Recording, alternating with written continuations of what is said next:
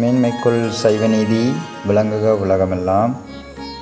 அனைவருக்கும் வணக்கம். இது ஆலயங்களில் பொதுவாக இருக்கக்கூடிய பலிபீடமாகும். ஆலயங்களில் கொடிமரத்திற்கு அடுத்தபடியதாகவும் சிம்மத்திற்கு முன்னாடியும் இருக்கக்கூடியதே பலிபீடமாகும். ஆலயங்களில் மூலமூர்த்தி யாராக இருக்கிறார்களோ அவர்களது வாகனமே பலிபீடத்தின் முன்னாடி இருக்கும்.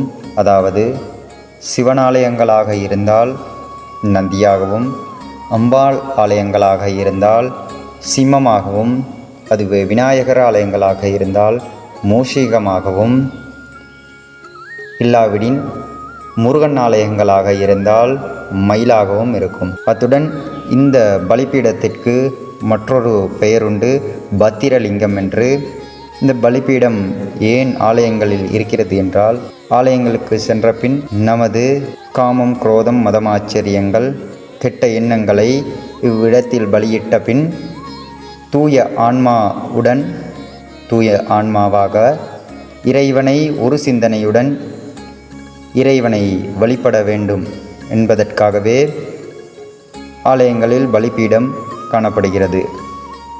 நாம் ஆலயத்திற்கு சென்ற பின் ஆலயத்தின் முன்னாடி இருக்கும் பலிபீடத்தில் நமது தீய எண்ணங்கள் பலியிட்ட பின் இறைவனை ஒரு மனதுடன் வழிபாடு செய்ய வேண்டும்.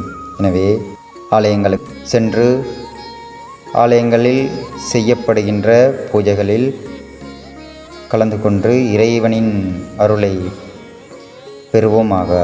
மேன்மைக்குள் சைவநீதி விளங்குக உலகமெல்லாம். நன்றி, வணக்கம்.